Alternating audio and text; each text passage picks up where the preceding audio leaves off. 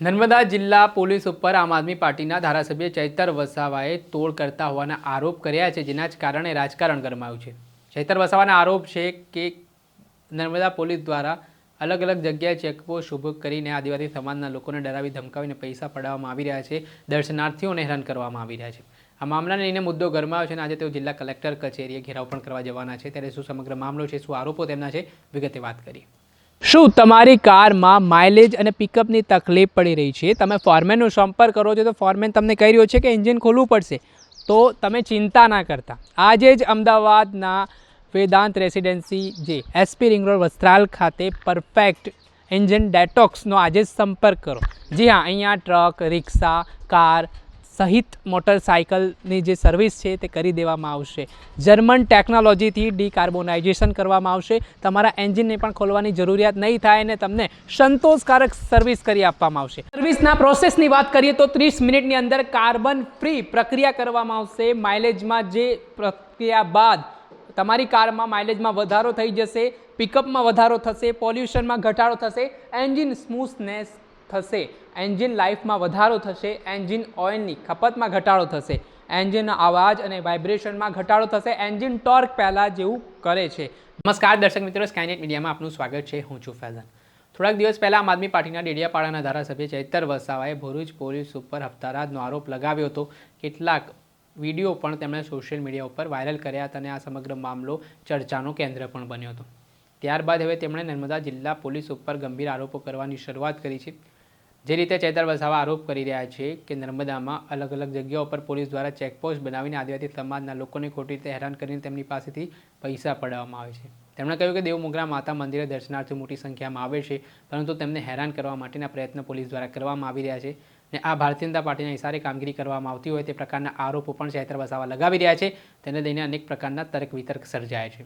આ મામલાને લઈને ધારાસભ્ય ચૈતર વસાવાએ નર્મદા પોલીસ આવી રીતે વાહનો અટકાવીને તોડ કરતી હોય તેવા આરોપો પણ તેઓ નિવેદનમાં લગાવી રહ્યા છે અને અહીંયા તેમણે કહ્યું કે ગેરકાયદેસર જ્યારે ધંધાઓ ચાલી રહ્યા છે જિલ્લામાં, દારૂના હોય, ખનીજ માફિયાઓ બેફામ બની રહ્યા છે, તેમની સામે કેમ કાર્યવાહી નથી થઈ રહી તેને લઈને સવાલ ઉઠાવતા શું આરોપ કરી રહ્યા છે તેઓ તે સાંભળી લો।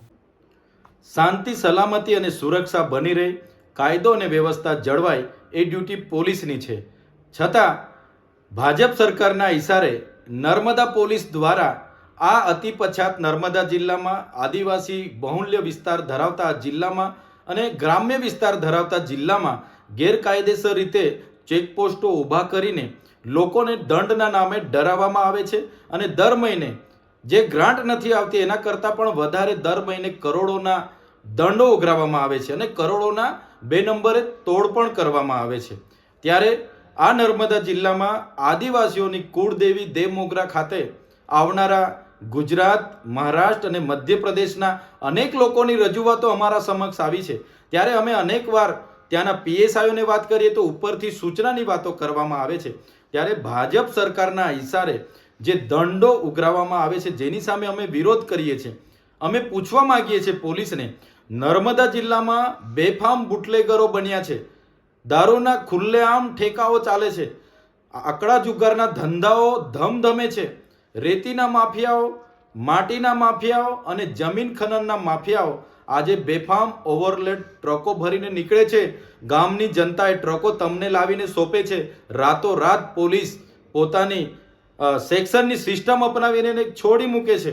ત્યારે એક વ્યક્તિ પોતાની આસ્થાએ દર્શનાર્થે પોતાના પરિવાર સાથે જતો હોય, કોઈ વ્યક્તિ પોતાના પરિવાર સાથે લગ્નમાં ચાંદલો કરવા જતો હોય, કોઈ ખેડૂત ખેતરે પાણી વાળવા જતો હોય, કોઈ મજૂર સવારે પોતાનું ઘરબાર ચલાવવા માટે મજૂરીએ જતો હોય કે કોઈ યુવાન કે યુવતી કોલેજે જતા હોય, એવા લોકોને પણ આ પોલીસ દ્વારા છોડવામાં નથી આવતા, ડરાવવામાં આવે છે, હેરાન કરવામાં આવે છે અને દંડની વાત કરવામાં આવે છે અને તોડ કરીને તોડ નહીં થાય તો એને જેલ હવાલે કરીને એના વાહનો જપ્ત કરીને કોર્ટના મારફતે છોડાવવા માટેનો કેસ બનાવવામાં આવે છે, જેનો હું સખત શબ્દોમાં વિરોધ કરું છું અને મારો વિરોધ નોંધાવવા માટે આવતીકાલે 3/4/2025ના ગુરુવારના રોજ સવારે 11 કલાકે નર્મદા પોલીસ અધિક્ષકની કચેરી ખાતે હું જવાનો છું।